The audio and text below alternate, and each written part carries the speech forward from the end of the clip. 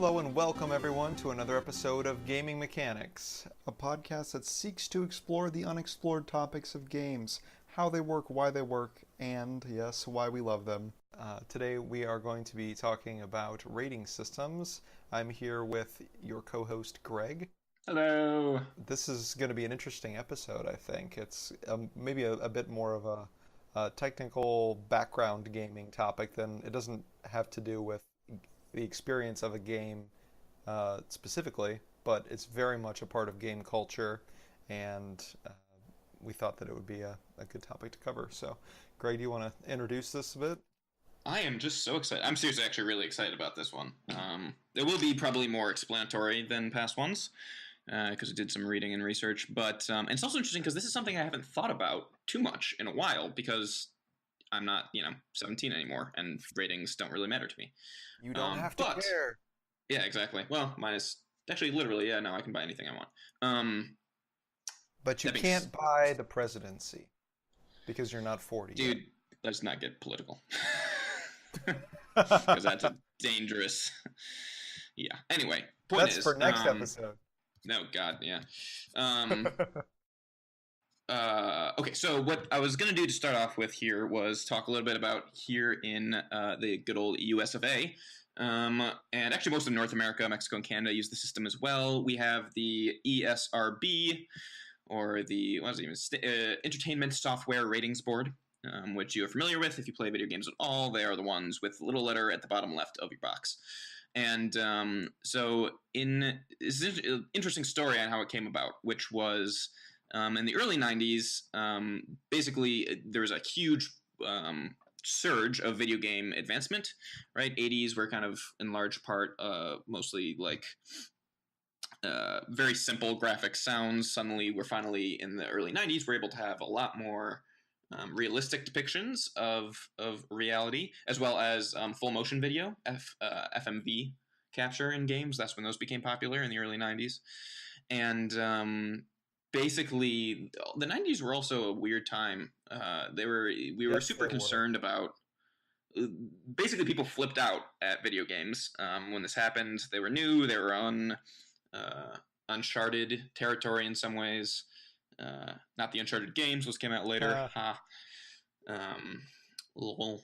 But in large part, there's actually a Senate hearing on video games, particularly on violence and the corruption of society, is the quote. Began in 1992. Connecticut and Wisconsin Democratic Senators Joe Lieberman and Herb Kohl brought... Was that regarding a specific game? It was, yep. So it was two games, actually. That was a great setup. A game called Night Trap, which was FMV content, where there were potential sexually suggestive and exploitive content. And then another little game, which you may have heard of, called Mortal Kombat, had just been released and had FMV elements and a system called Fatalities, which allowed you to kill and graphically dismember your opponents in the game. And these two games were scary enough to society as a whole that, like I said, they had this large Senate hearing about it. And at this point, Sega and Nintendo, for some video game history, at this point are the two big video game developers, right? We had the NES and then the Genesis were, the Super NES, SNES, and then the Genesis and the Atari were the big, huge systems. Sega at this point already had its own voluntary rating system, which was just entirely largely interior, right? It was only for its own consoles. And that was decided that it wasn't enough. And basically throughout this whole cluster F of a hearing, it came out that people were unhappy. And basically if the video game industry didn't regulate itself in some way, then the federal government was going to create a federal commission to regulate and rate video games. And that was enough to force Nintendo and Sega to work together, actually, which is incredible because they were intense competitors. So they actually, the first Sega was just like, hey, we already have a system, let's use that. And Nintendo vetoed it at the potential expense of a federal commission. Like, Nintendo was more scared of taking on Sega's rating system and, like, to associate themselves with their competitor than the potential federal oversight, which I think is hilarious. But it didn't come to that, so they rejected that one, and then Nintendo, Sega, and actually a small, at the time, company called Electronic Arts came together and created the ESRB.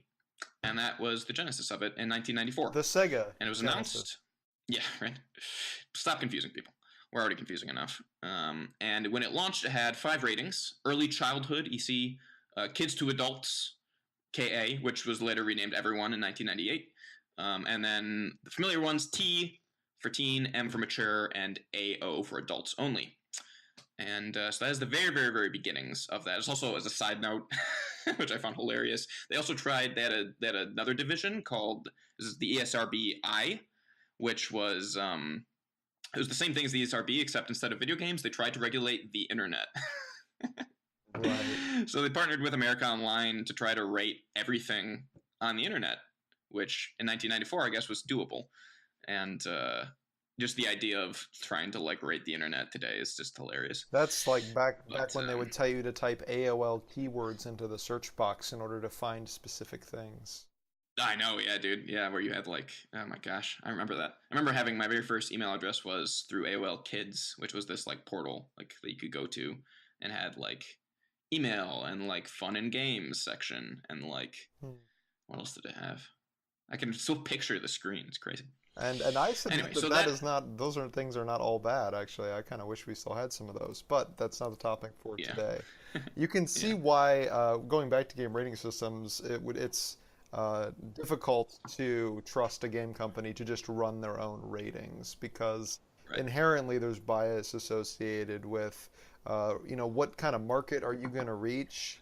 There's always like a really interesting incentive when you're talking about especially teen demographics, because teens want to be treated like they're older. So they want more mature content. This is why teens sneak into R-rated movies, right? It's because they want to see the movies that the adults are seeing. And so in order to reach a teen audience, the best thing you could do would be to sneak a super mature game into a T rating, because then they can get the game no problem, and they can still feel like an adult by playing this really violent or graphic game. And so there's market incentive for gaming companies to misrate their games without the ESRB. Right. So that's a really good point. That's actually an interesting point about just teens in general.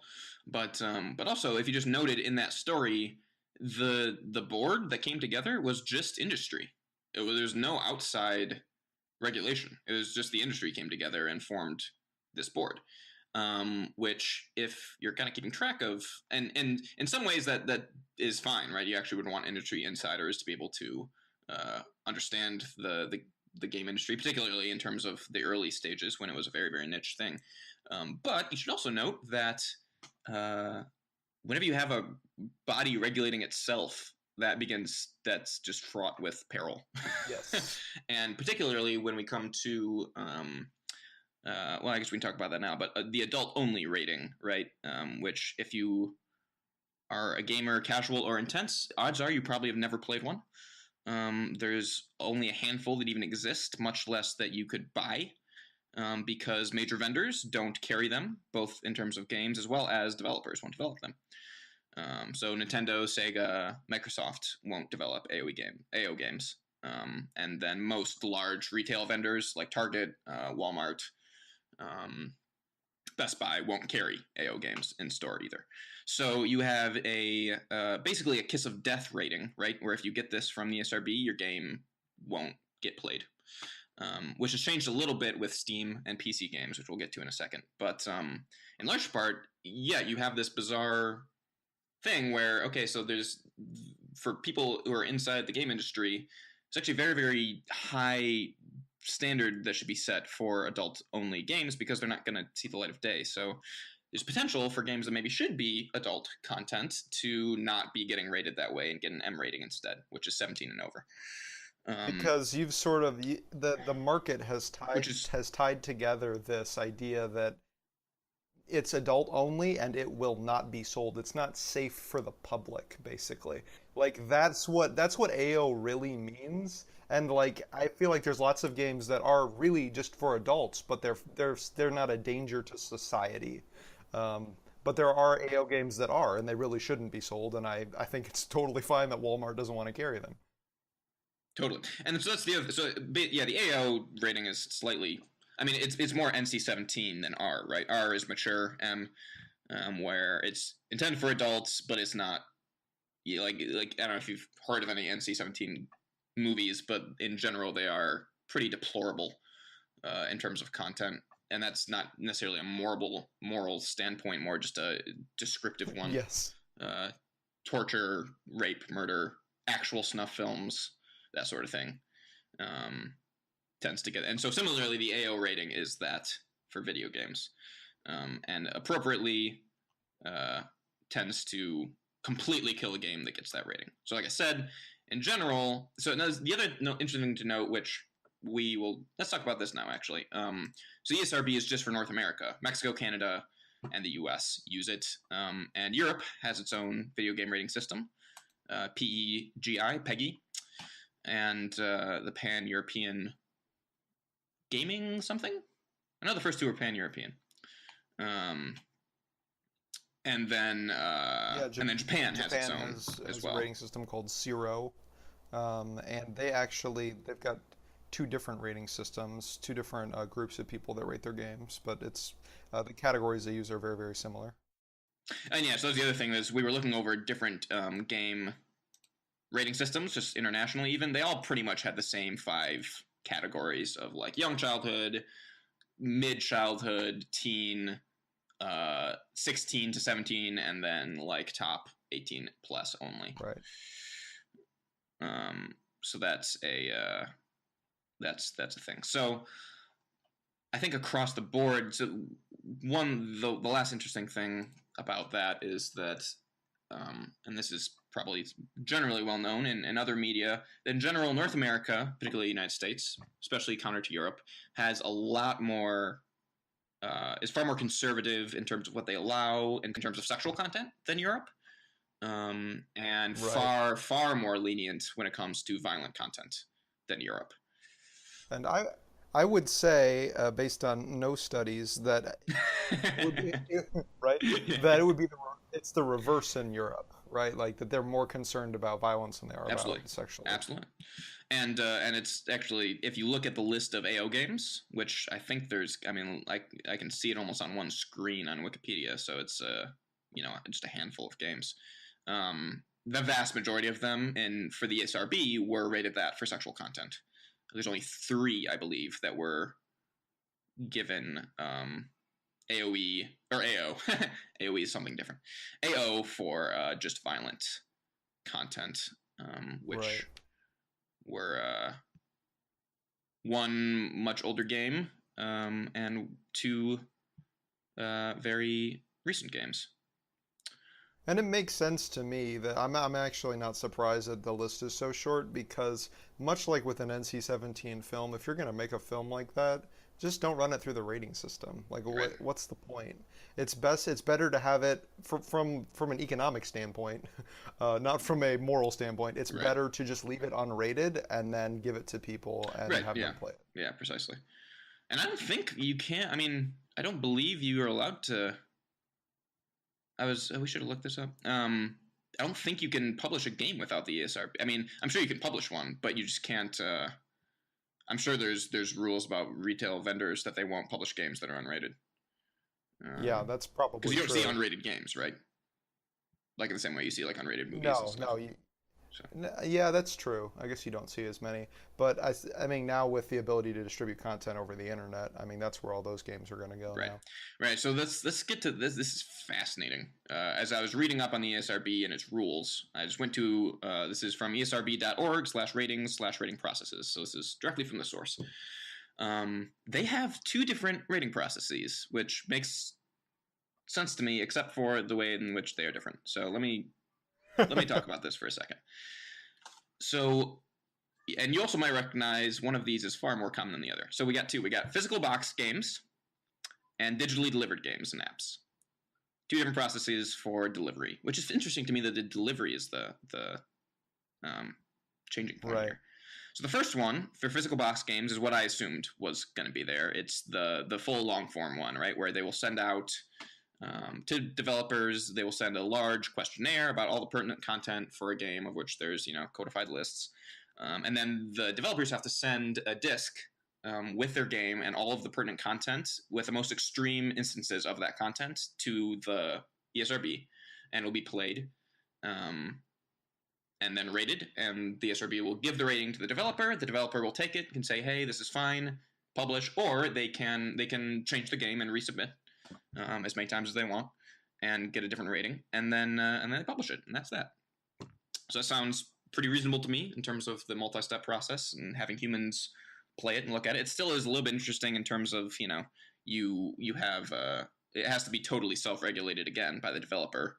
They could kind of hide content, but that also comes with a full $1 million fine if you hid content from the ESRB, which is That's not a good look for your game. not a great. Although not great I would say, I will say that if you can get your game into the hands of enough people, it actually could be worth it economically. Yeah. But anyway, sure. I don't know of any games that have actually tried to do that intentionally.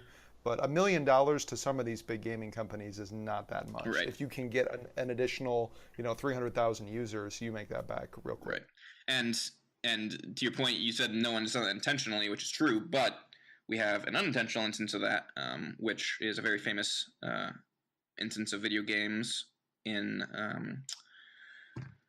GTA San Andreas, which we'll get to in a second. Let me finish here on the two different rating systems. So we got physical games, like I said, makes sense, kind of what you'd expect for game ratings. It's also interesting just psychologically, like in general, that process in my mind would skew towards actually rating games harsher than they would be, because you're not seeing everything in context. You're only getting the pertinent pieces of the game. You're only seeing the objectionable content in terms of what the developer sends, because they don't send the whole game. Back to back. It's concentrated, exactly. like graphic violence and profanity and nudity. Yeah. So in general, obviously, hopefully the people rating the games would take that into account. But just in general, if you're only seeing the graphic content, you'll want to skew more so in that. And maybe that's the way it works. Maybe that's all right. But okay. Anyway, so we got physical games, and then the digitally delivered games. I can almost read you just everything here. Literally, they will send out, publishers will be given a series of multiple choice questions that address content in relevant categories. The questionnaire also asks questions related to the game's interactive components, such as enabling user interactions via the internet, and the sharing of the user's physical location, which makes sense. So, and that's it. These questions automatically then will determine the game's rating category, and then you publish it, and that's it. Isn't 100% animated or automated. It would be cool if it was animated. That would be cool. Which is insane, because obviously digitally delivered games are definitely the becoming the norm. Oh, totally. And it's really only the big, huge releases that are even getting box copies now. I mean, think about your Steam library. How many of those are digital only? Yeah.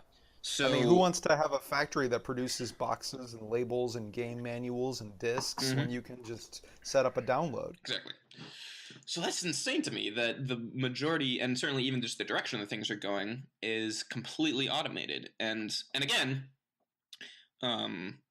there, if and it's the totally user generated. So if the publisher really skimps or takes a question a certain way, or I just see all kinds of they have to be perfectly worded questions, and because it's content, it's all subjective to some standpoint.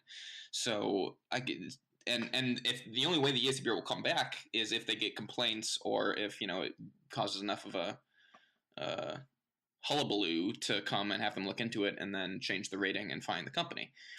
And as you can imagine, just with a massive amount of games out there now with indie developers and just platforms like Steam and digital delivery being so easy, that's just a ridiculous amount of content. So in large part, I wonder if we're going to get to a post-rating system almost, where this doesn't even matter anymore. Something is certainly going to have to change. I mean, You pointed out that it's strange that the delivery mechanism has really any bearing to do on how the rating Yeah, happens. isn't that fascinating? And I contend that it should not. I think it's only a concession from the ESRB that there's too many digitally released games for them to physically, go through their full process for, Right, which I understand. Um, but it's not sufficient to just have people answer a questionnaire. right. And I mean, I guess you could make an argument that they'll be post rating. Certainly, it's not going to be possible to rate everything that's coming out. It's Yeah, going to be like trying to rate the internet. right. So Yeah, yeah. Good and point. that's why they've chosen to automate it. Yeah. But it's kind of like not.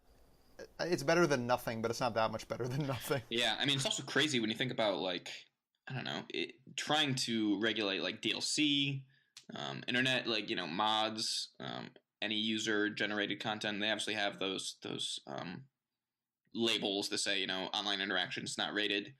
Um, but just as a whole, and also the other thing that we couldn't really find was anything regarding like how the ESRB is funded. Um, or Yeah, where their money comes from, which assumedly would definitely make a difference, in terms of this sort of thing. right. Because if it's And like like, 10 guys, or guys and girls that are doing this, then yeah, it makes sense that they wouldn't be able to.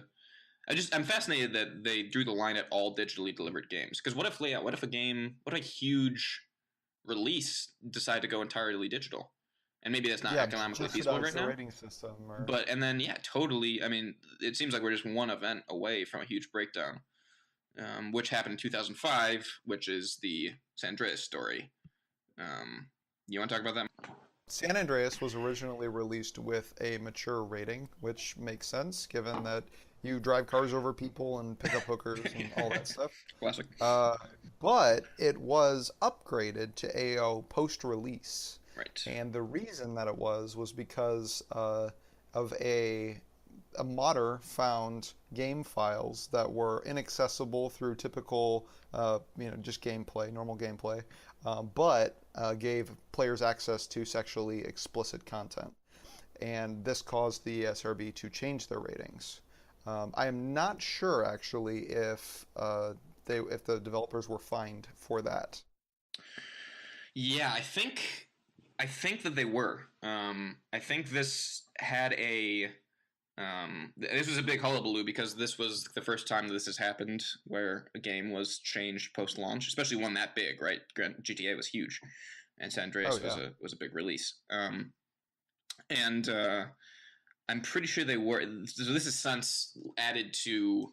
They've had to. There's wording even on the ESRB website about hidden content, as well as other cases of hidden content. Oblivion, particularly, is the other example where they've had to control for that and say basically if there is any hidden content, then they can be fined massively, as well as making mention of having any user generated materials, so like mods, be outside of the scope of the game. Um, so user created modification.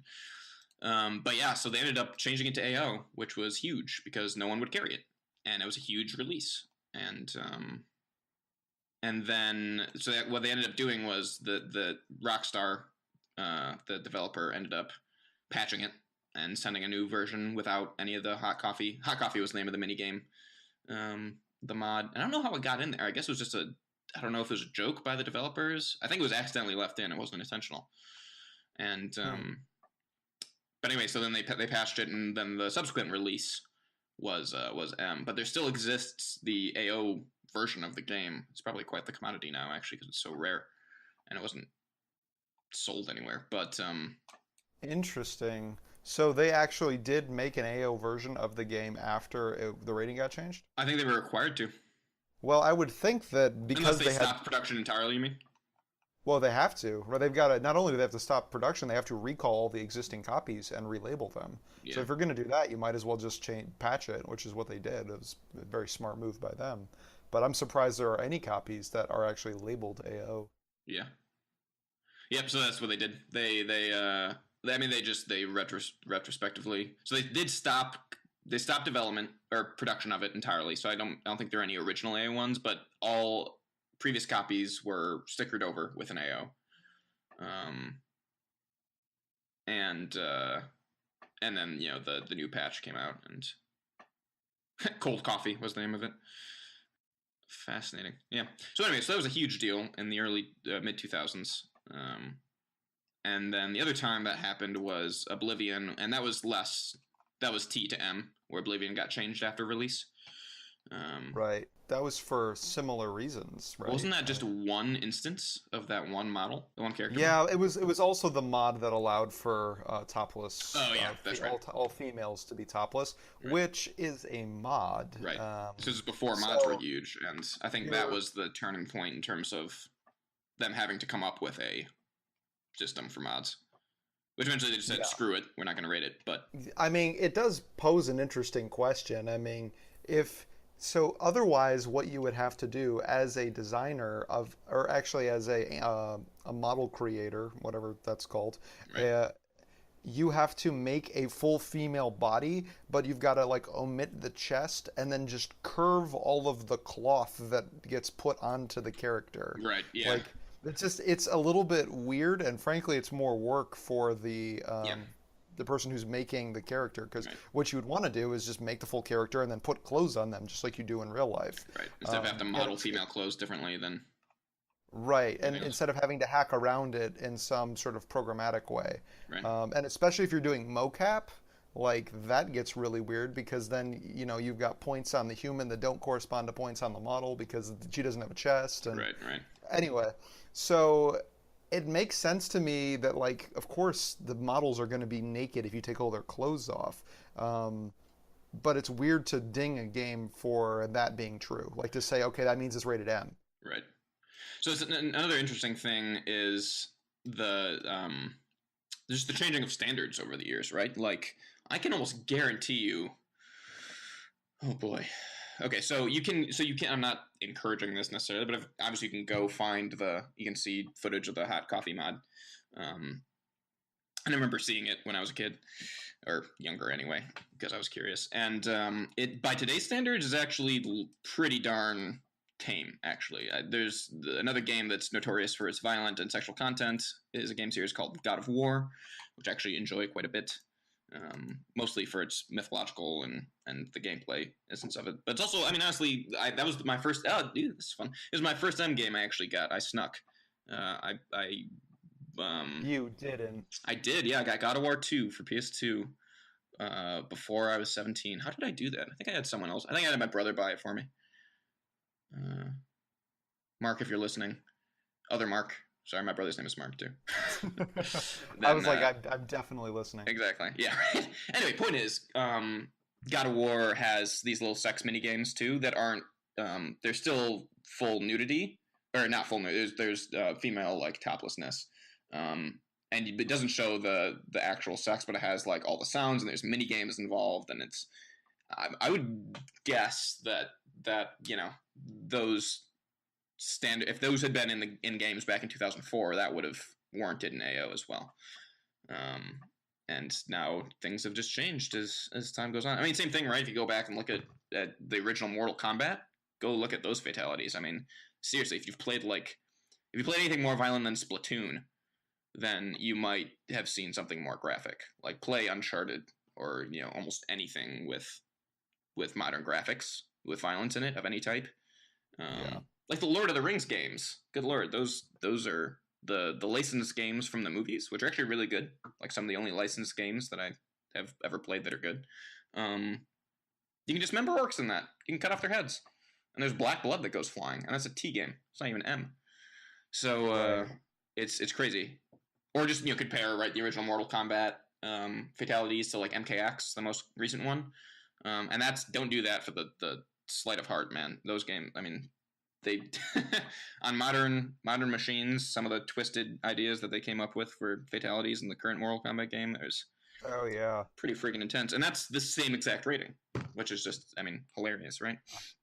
For my birthday, actually, my girlfriend and I went out to a local bar that has video games, and we played Mortal Kombat.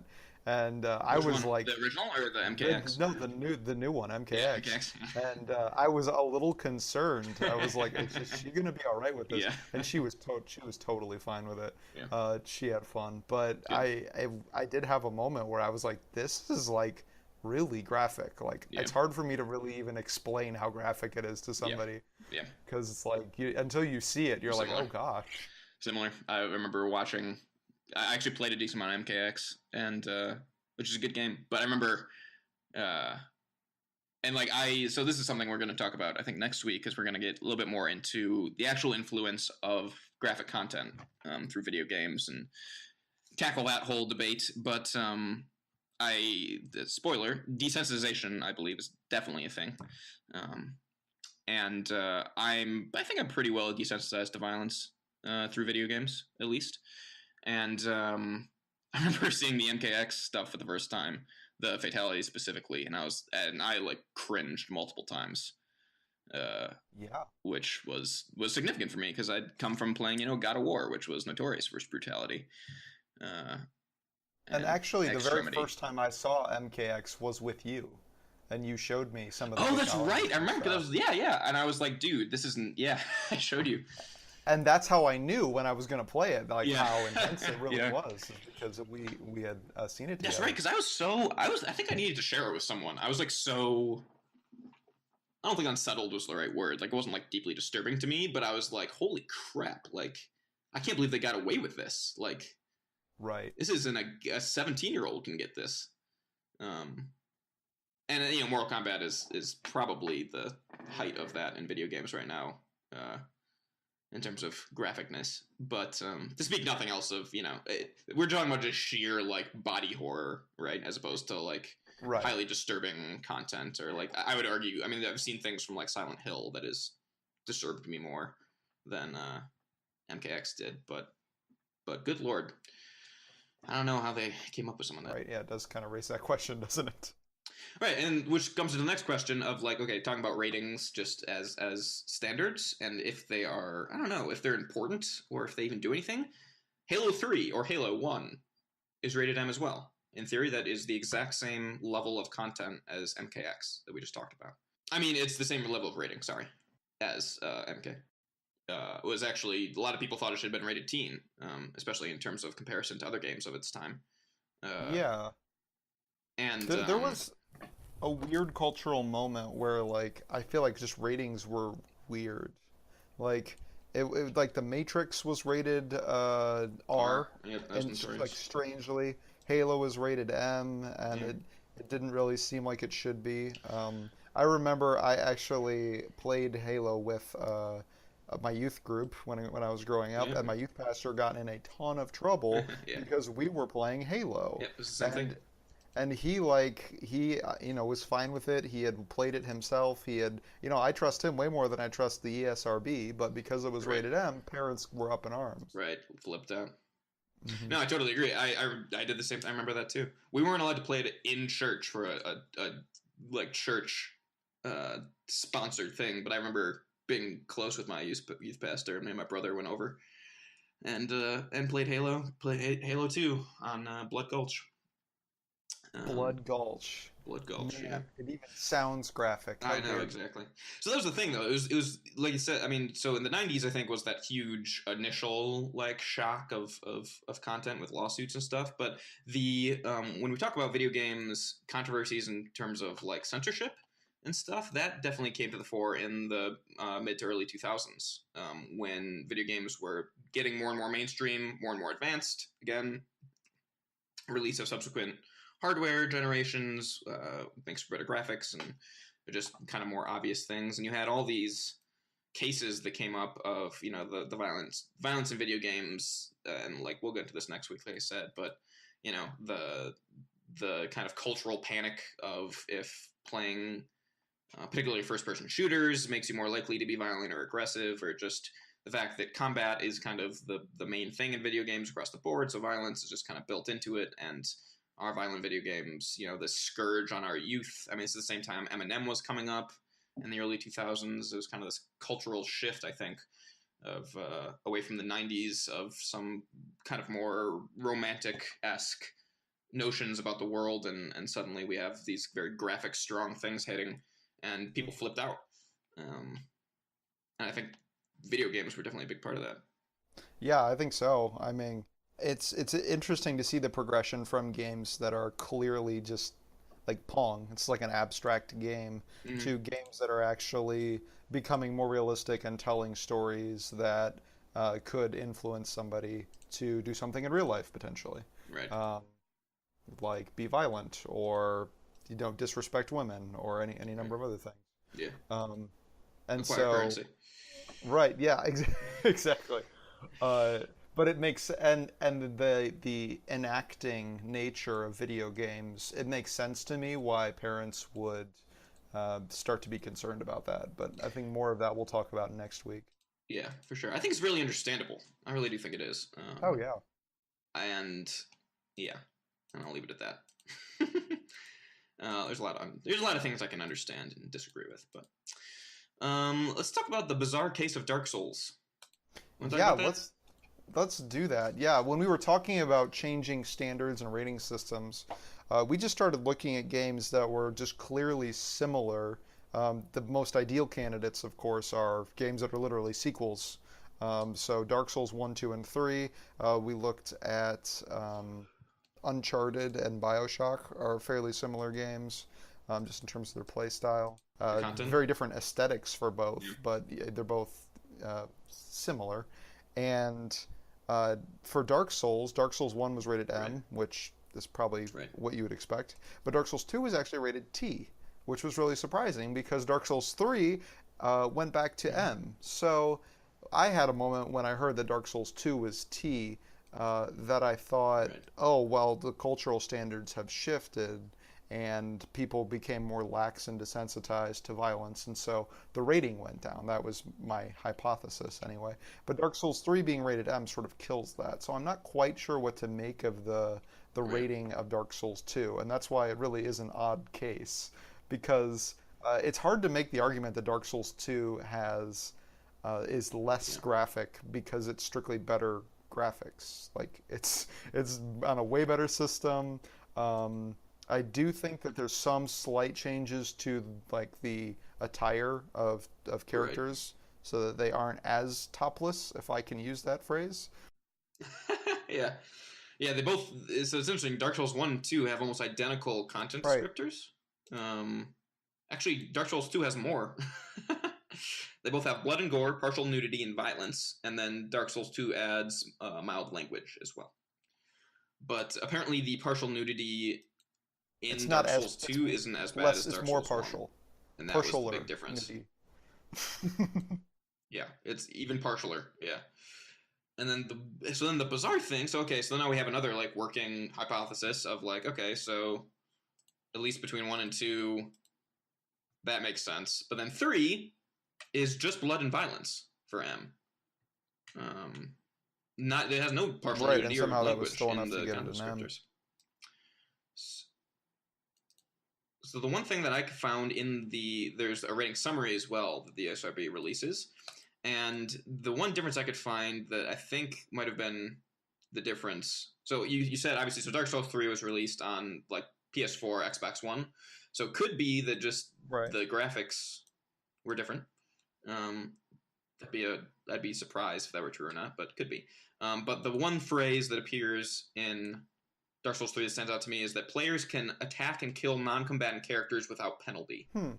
Is the sentence, um, which is interesting in that it doesn't mention that in the other two Dark Souls Yeah, games. that is kind of strange. I mean, Um, you definitely attacked that blacksmith and you got a fight. Yeah, in and one, one.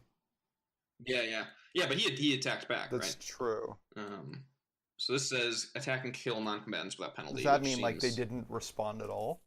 it's Hmm. yeah, I don't know. It's just assumedly that yeah, there's no because you could make the case that in one you have a penalty when you kill him, and that you don't have a blacksmith anymore. Yeah, that's true.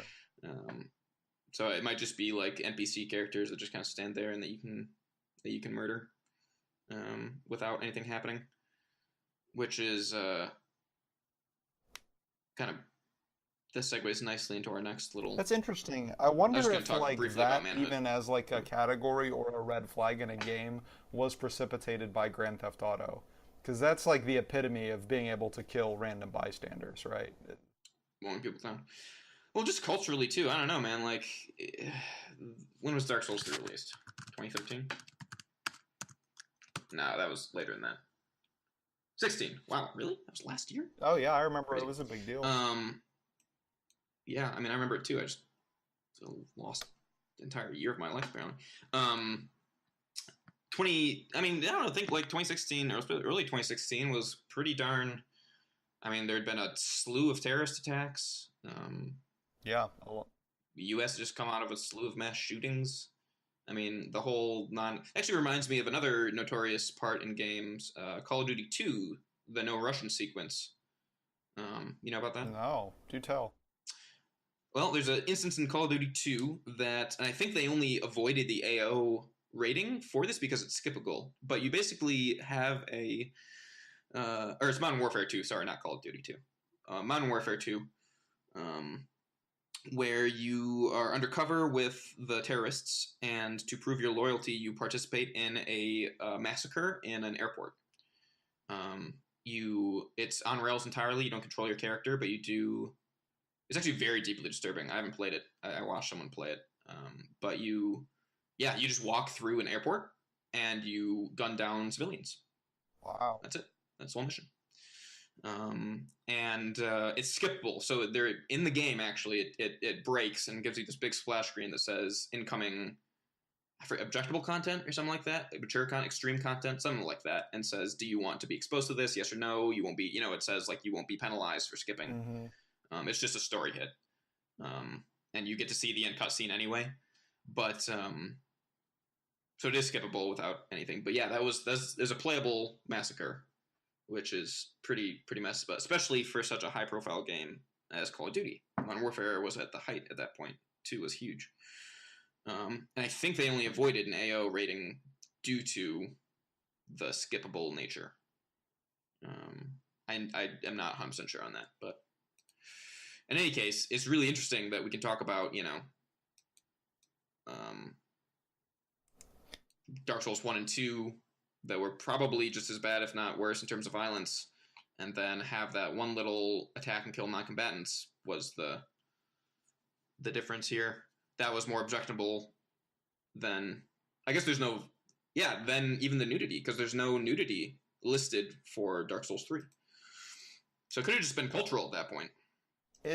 Well, even like the way that you described that prompt seems a little concerning to me, like because the person who's making the choice about whether or not they want to be exposed to that content, or maybe not be the person who gets to decide whether or not to buy the game. So if I Right. let my 17-year-old son play this game, or 15-year-old son play this game, and he's presented with that screen, like, do you really think he's going to come to me and then ask me if it's Right. okay for him to do that? Probably not. I wouldn't Right, expect him precisely. to. Precisely. Right, so you had tons of 12-year-old, 10, 12-year-olds that were getting exposed to, and it became pretty notorious when it came out. The event, so everyone kind of knew about it. It's called No Russian, in reference to the fact that it was a staged terrorist attack, and they weren't supposed to know that you were Russian. So tons. I mean, yeah, it got exposed. Everyone played it. I mean, everyone saw it and got exposed to it. Right, and So. because the rating system was lower, the rating system designed to prevent that from happening, like it sort of subverts the rating system in a way. Like I don't actually like that. Right. Yeah, I mean that's what we were talking about too, right? That like, how much does the ASIP actually get done in the first place? I was talking about how we don't have to think about this anymore because we're adults, but I got around it with God of War. I'm sure tons and tons of people. There's actually a funny. I just remembered this. Did I ever tell you about the time my girlfriend at the time went to try to buy me something? It was an M-rated game, No. and she was 5 foot flat, right? She was really tiny, and she got turned away at GameStop. She got Oh, ID. yes, I do remember that. We must have been like 20 at that point. God. Yeah. Oh, she was Bioshock. We were getting Bioshock. That was it. And they wouldn't let her buy it. Or Bioshock 2. Yeah. Anyway. So, all this to say, I don't know. It seems like there's plenty of instances, and of course we don't see all the instances. We're kind of falling into the really natural uh, availability bias of just thinking about all the cases in which people get around it. I'm sure there's been plenty of times where a game that shouldn't have made its way into a young person's hands didn't. But I don't know. Yeah, it In does. large part, it seems like there's more instances of it, and it's not even to speak of like the way that they rate things on content, right? As opposed to like tone. So you can have like like a game like Halo 3 that is this kind of like sci-fi space opera esque thing, comparable to Star Wars in some ways. Not a very dark tone to it at all. It's very very little content of it would be objectionable. It's kind of a very high minded classic sci-fi adventure, as opposed to I don't know. I'm trying to think of another teen game that would have a really dark premise.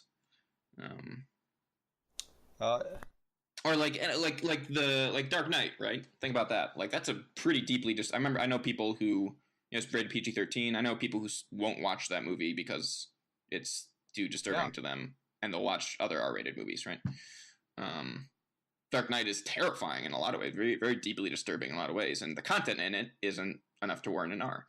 So similarly, I'm sure there's a number of games that are similar to that where it's it's more uh, about the tone and sort of yeah the yeah atmosphere that you're in. And I mean, there's some yeah. allowing for ratings on that where they say like cartoon violence or things like that. Or yeah, frightening imagery Right. or Where they X, Y, or Z. differentiate like kind of the atmosphere of the game, but yeah, I do Yeah, think that there's something to be said about the tone and the feel of the game. yeah. And as a side note, this is interesting. Um, Another little. What am I trying to say? Oh yeah, another just little data point in terms of games ratings standards changing. Halo 5 was rated T, Hmm. despite being roughly identical to all other entries. Right. If anything, probably more so due to the Yeah, better increased graphics, right? graphics and realism, photorealism almost in some of those games. So that's just another interesting point, which is they don't think they changed the gameplay at all. And yet the rating somehow Um, changed. yeah, finally came around to it. Well, and in the case of Halo, I'm not really upset about that because I always thought the rating was a little high even back when I was a kid. Um, Right. and I realized that the Yeah, it's crazy that I was like 10 and still being like, this doesn't seem that bad. right. Like I couldn't handle any. I grew up in a really conservative home, so I couldn't handle any graphic Oh content yeah.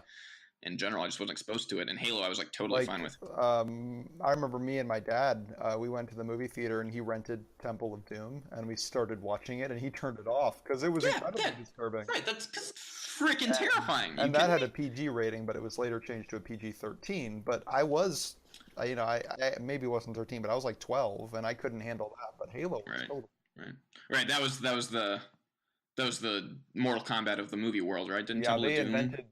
create the Yep, PG-13 rating? exactly. They made it for Temple of Yeah, Doom. Because before it was yeah, just basically 0 to 60. It was like either PG or yeah. R. Um, Right, right. And that was the other thing that, like, I remember with Temple of Doom. So there's the one notable heart, scene that's pretty rough. But in terms of content, again, it's far more like tonal in that movie. Like, there aren't too many like horrible, disturbing events per se, but like the whole tone of that movie is so just dark. like dark and terrifying. And I remember the same thing. I remember watching that in middle school Oh and still gosh. being like terrified of it. I know I'm kind of a lightweight. I've since come No, around, I was but gonna say middle school sounds young. yeah, yeah, Uh, well, one more thing I wanted to touch on with regard to rating systems is just the difficulty as games incorporate more and more interactivity between players and how you can be right, exposed to stuff just by communicating with other people. Um, and yeah, in some games, Hearthstone comes to mind, they limit sort of the amount of interaction you really can have with the other player, which is I think that's yep, great because it gets around this problem. But with a lot of games, like yeah, all totally you fine have with to that. do basically is allow for chat, and then no holds are barred. Like it could be an incredibly explicit game just because of the content of the chat. Right. Yeah, and that's, I mean, so that's as stuff gets more and more interconnected, and certainly with like VR, that's another fascinating question, right? Where you have a piece of content that in a normal situation wouldn't be objectionable, but then in VR is so much worse, right? Like I said, I've come a long way since I was a kid, and I enjoy horror games to an extent, and we'll talk more about that actually too. Here, we'll give a little plug Oh for the month of yeah, October. Halloween. Um, excited about, but I had my first experience with VR was a horror game, and it was just an experience. You couldn't even do anything. You just had to have it just stuff happened to you, and you're in a room and it's terrifying, and it scared the crap. I mean, I like there's a video of it, I think, but I couldn't make it through the whole thing. I wrenched it off my head, and so it's just an interesting thing, right? That VR is not just qualitative. Like you can't just be like, hey, it's the exact same between two Right. mediums. Suddenly we have a entirely different, or like with social platforms, like you said, with multiplayer stuff. Um, that's a huge issue, and I wonder, if all of these things combined, like we've been talking about, I mean, both the advances, just as well as cultural shifts, as well as the different, delivery platforms, if game ratings are really going to be a thing of the past, or if they're gonna carry on. The other thing was that games traditionally were viewed, they needed this because they were viewed as a primarily kid-based industry, Right. and I think that's definitely changing, especially as those kids have been growing up. But also just targeting. I mean, most big games are far more adult oriented, I would imagine now. Um, Yeah, the ESRB really does seem like it has its work cut out for it. I mean, we have increasing amounts of games being released with increased connectivity and like more and more um, things that sort of augment the game, and you can't just send them a screenshot and say, by the way, this is in our game. Um, right. Yeah, trying to wrap their mind. Like, how do you even begin to rate a game like a content creator like or how do you Minecraft send or somebody a like Little Like, Big how do you Planet? send somebody a screenshot of being surrounded by zombies in a VR headset? Like, that's a very different experience than looking at zombies on your screen, as you just described. Like, I'm not saying that Right. like okay, the obvious answer is you have them put on the VR headset and see what the scene is like. But even then, I think there's Right. something lost in like, yeah, but they're moving and they're making noises and like there's music playing Yeah. and so I'm not sure if it's going to be good enough to just look at screenshots. Totally. And I mean, to that point, it's just any time I think you're trying to like kind of codify, and I mean this is the same problem that you run into in psychology actually in large part, which is when you're trying to codify, bring order to make objective things that are entirely subjective, which in psychology's case is like most of the human Right. experience, and then in games case is the way people are experiencing more and more advanced stimulus. That just gets harder and harder, and I don't know if that's gonna be a thing that's gonna be able to be done to the same extent as games continue to evolve and change. Um, Particularly in the realm of VR and then content creation. If not just because of the sheer volume. Right. Well, what can we say positively, would you say, about ratings in the future? And is there a better way to do this? Is there like some sort of an improvement on the existing system? Right. I mean, I think part of it, like I said, was this is really liked, but the fact that I'm sure there's a large number of instances where this has Yeah, worked well yeah. is such a is such a I mean light version of that. But but yeah, I do believe, and not just because that's easy to say, but because I would imagine there's been many times where uh, people did not get a hold of something due to the rating system, and that was probably for the best. In terms of ways to do it better, God, that's I hard, think man. I would like to see, and I know I feel like even just saying this takes me back to the 90s, but I do think maybe we need to take a little something from the 90s in this case. I would love for parents to be more Mm-hmm. involved with like what's happening with the games their games the games their kids are playing. Um, Oh, and totally. So yeah, you can't be there to vet the entire game and every possible experience, and you didn't know that there was that one screen where they had to turn down to, massacre an airport or whatever. But at least you'll know, like, oh, this is a shooting game, and this is my kids playing a shooting game. Like, and I'm not saying that like Right. you need to stop that or anything, but at least you'll be aware of what they're being exposed to. Because if the Yeah. parent doesn't care that the kid is playing M-rated games, they'll just go buy them for their kid. Like no rating system can prevent that from happening. Um, Yeah. I mean, the parents really do have the Totally. final say, and there are a heck of a lot more parents than there are people on the ESRB board. Yeah, and I think another piece of it is kind of the normalization of video games. I think it's easier than ever to uh, see as part of something more resembling mainstream. It'll probably be easier to talk about, more visibility into it, as opposed to kind of this niche thing that your kid does, that you don't have any part of. But yeah, I mean, I agree entirely. I think that tends to be the ideal world, Right. right, where people will police and vet their content depending on uh, I don't know, their individual Right. needs. And to I be think the fair, I don't want to be overly simplistic. Parents do that, and they are having a hard time keeping up with right, what is available in app stores and through digital downloads and through yeah, totally, websites. Because when you leave a kid with a screen, like, of course, especially with personal devices, not only are you not looking at the screen, you basically can't look at the screen unless you're going to be like really creepy and like hover over their shoulder. It's not like you're yeah, watching yeah, TV. right, yeah, And so it's yeah. still just So I mean, I think in that regard, yeah, and I think too, and we'll get to this next week too. I mean, like, there is, there's many different ideas, about the effects the video games have, but in so much as content is being regulated in theory to avoid, I mean, what are we trying to avoid? Real world catastrophe, real world, negative effects. Um, then there's a lot of different thoughts about the ways that video games do actually affect you, and fortunately, a lot of that has been pro video game in a lot of ways, scientifically. But I think there might be some level of, and this gets back into like the bigger question of just content in general and regulating it. But there's potential that the stakes aren't quite as high as some people think they are.